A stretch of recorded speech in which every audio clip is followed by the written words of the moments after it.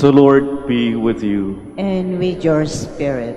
A reading from the Holy Gospel according to John. Glory to you, O Lord.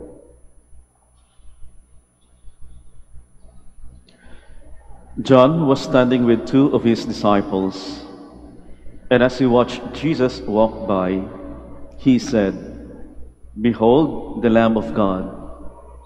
The two disciples heard what he said and followed Jesus. Jesus turned and saw them following him and said to them, "What are you looking for?" They said to him, "Rabbi," which translated means teacher, "where are you staying?" He said to them, "Come and you will see." So they went and saw where Jesus was staying, and they stayed with him that day. It was about 4 in the afternoon. Andrew, the brother of Simon Peter, was one of the two who heard John and followed Jesus.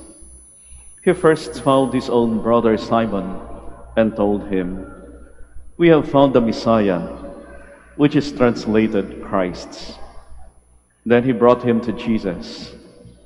Jesus looked at him and said, "You are Simon the son of John. You will be called Cephas," which is translated Peter. My dear sisters and brothers, the Gospel of the Lord. Praise to you, Lord Jesus Christ. Please be seated. May kwento ho ng isang missionary, na marami ho siyang nagawa sa mission territory ho kung saan ho siya naka-assign. Napaayos ho niya yung simbahan, nakapagpatayo pa ho siya ng isang eskwelahan, at nagkaroon ho siya ng scholarship programs, at marami pa hong projects na nagawa yung missionary na ho yon, si Father. Pagkalipas ho ng ilang taon, nalipat ho sa ibang mission territory si Father. At pagkalipas pa ng ilang taon, binisita ho ni Father yung kanyang dating assignment. At nagulat, nagtaka, at nalungkot ho si Father dahil marami ho sa mga dating niyang parokyano ay lumipat na ho sa ibang sekta o reliyon, at marami din ho sa kanila ay di na ho aktibo sa simbahan. Kaya nagtanong ho si Father, tinanong niya yung isang leader doon sa simbahan kung bakit ganon yung nangyari. May mga lumipat sa ibang sekta at hindi na aktibo sa simbahan. At yung sagot ho ng leader kay Father ay ganito, "Father, marami ho kayong nagawa sa amin, marami ho kayong projects, pero parang hindi nyo nagawa yung isang bagay na mahalaga din. Father, di nyo po masyadong naipikilala si Jesus sa amin. Marami ho kayong nagawa, pero hindi nyo ho naipakilala si Jesus sa amin." Kung kayo ho yung pari, ano ho kaya yung magiging reaction nyo sa sinabi ng leader? Ano yung masasabi nyo o anong reaction nyo sa sitwasyon ho? Siguro ho, kung iyakin ka, no, kung iyakin kang pare, talagang iiyak ka na lang, no, hahagulgul ka na lang, at masabi mo, "Ginawa ko naman ang lahat, ibinigay ko lahat ng makakaya ko, pero bakit ganun? Parang napunta lang sa wala." Kung mataray ka, siguro yung reaction mo, "Ginawa ko ng lahat-lahat, binigay ko ng lahat-lahat, bakit ganon sila?" No? Kung akong tatanungin nyo kung anong reaction ko, sasabihin ko na lang ho doon sa leader, kasi ganon lang talaga. Mahirap maipakilala si Kristo. Mahirap makilala at maipakilala ang ating Panginoon. Di ho ba? Kahit sa ating hong experience minsan, ganun po yung nangyayari. Ginagawa na natin yung lahat, pero tila parang napupunta sa wala. Naalala ko tuloy yung isa kong kaibigan na minsan ay nagkausap ko kami at nag-share siya ng isa sa mga hinaing niya sa buhay. Meron silang problema sa pamilya, nag-aaway-away sila. At sabi nung kaibigan ko, Father, hindi ko maintindihan itong mga kapatid ko. Palagi naman nagsisimba yung mga yan. Palaging nagsisimba. Palaging nagdarasal. Pero hindi ko maintindihan bakit kailangan naming magdemandahan dahil sa isang kapiranggot na lupa. At sabi ko sa kanya, ganun talaga minsan, mahirap makilala ang ating Panginoon. Mahirap makita ang ating Panginoon kahit pasok ka pa ng pasok sa loob ng simbahan. At biniro pa. Naku, kung alam mo lang, yung demonyo marunong din pumasok sa simbahan. Nakakita na ho ba kayo ng demonyo sa loob ng simbahan?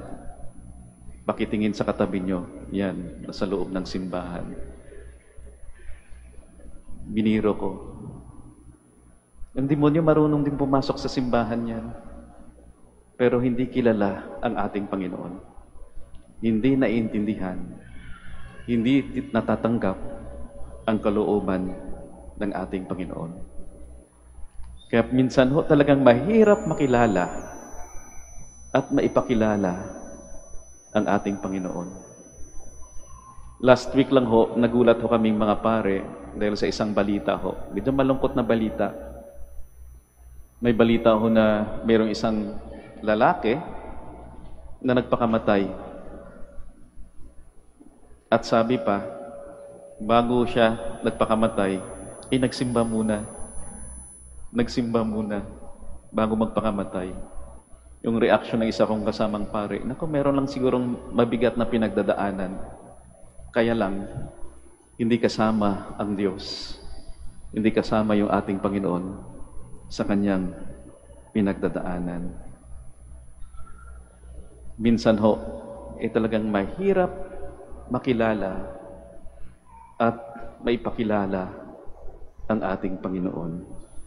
Kaya yung panawagan lang sa atin, patuloy lang ho tayo sa ating adikain na makilala at maipakilala sa iba ang ating Panginoon. Maging tapat lang ho tayo sa ating adikain. Maging tapat lang ho tayo sa ating mga dasal na sana ay makita ho natin ang ating Panginoon sa ating sitwasyon at maipakita din ho natin ang ating Panginoon sa iba, sa kanilang sitwasyon. Minsan din ho, may kasama akong pare sa isang community at in-invite ho siyang recollection facilitator ng isang parokya. At sabi niya sa amin, naku, palagi na lang ako in-invite dyan para sa mga recollections na yan. Kailan napapansin ko parang walang namang pagbabago sa mga tao. Sabi sa kanya ng isa kong kasamang pare, ay ganun lang talaga. Wag mo nang isipin kung ano yung result ng binibigay mo. Ang mahalaga, ginagawa mo lang kung ano yung dapat mong gawin. Maging tapat ho, wag ho tayo madismaya. Bakit ho? Dahil si Kristo ho mismo, ang ating Panginoon ho mismo, ang magpapakita, ang magpapakilala sa atin at sa mga taong nakapaligid ho sa atin. Hindi lang yung effort ho natin dyan. Una sa lahat, yung salvation na tinatawag, yung redemption na tinatawag, gawain ho ng Diyos. Sinasabi nga nila, yung participation ng tao, maliit na porsyento. 0.0001% daw. Pero yung 0.0001% na yan, ay sapat na ho yun na baguhin ang mga bagay-bagay. Maging tapat lang ho tayo. Huwag madismaya. Patuloy lang ho tayo sa ating pananampalataya, sa ating adikain, na makilala at makita yung ating Panginoon. Sa ating mga pagbasa ngayong linggo, ay mapapansin natin, although success story po, yung pagpapakilala at pagpapakita ng Diyos Sa ating unang pagbasa, narinig ho natin na pinakilala ho ni Eli si Yahweh kay Samuel. Ilang beses na tinawag ni Yahweh si Samuel at hindi lubos na maintindihan yung pagtawag na yon ni Samuel. At sinabi ni Eli sa kanya, pag tinawag ka ulit, sabihin mo, "Speak, Lord, your servant is listening." At doon nagsimula ho yung malalim na ugnayan ni Samuel kay Yahweh. Ipinakilala ni Eli. At sa ating ebanghelyo, ganon din ho. Si Juan Bautista, ipinakilala niya sa kanyang mga alagad. Pinakilala niya ang ating Panginoon sa kanyang mga alagad. Sinabi niya, "Behold the Lamb of God." At yung mga alagad niya, ang mga alagad ni Juan Bautista, ay sumama ho sa ating Panginoon. At isa sa mga alagad na yon ay si Andrew. At si Andrew ay pinakilala din ang ating Panginoon sa kanyang kapatid na si Peter. Sinabi niya, "We have found the Messiah." At alam mo natin na naging tapat, naging masugid na pagsunod si Pedro ng ating Panginoon. Kaya panawagan mo sa atin, maging tapat lang ho tayo sa adikain na makita at makilala yung ating Panginoon. Kahit anong sitwasyon man ho na meron tayo. May kwento ho tungkol kay Saint Mother Teresa of Calcutta na minsan daw ho ay may lumapit na isang reporter sa kanya habang si Saint Mother Teresa ay naglilinis ho ng may sakit. At sabi sa kanya, kahit anong gawin mo sa mga mahihirap, marami pa rin yung maghihirap.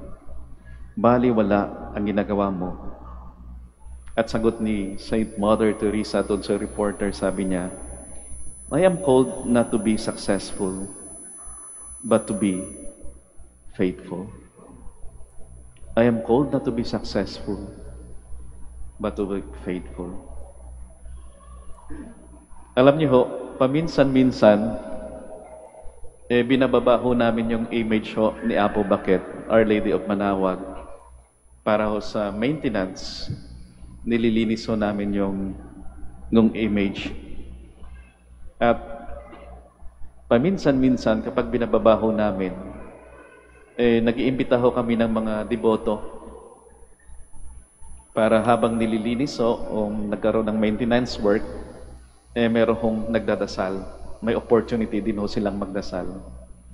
At kung makailan lang ho, meron kaming inimbita, binabaho namin yung image, nilinis, inayos, tapos meron ho kaming inimbita na isang deboto.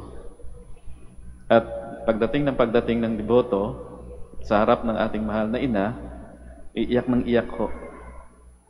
At hindi ko maintindihan ko yung iyak niya, yung iyak ng isang taong malungkot o iyak ng isang taong masaya.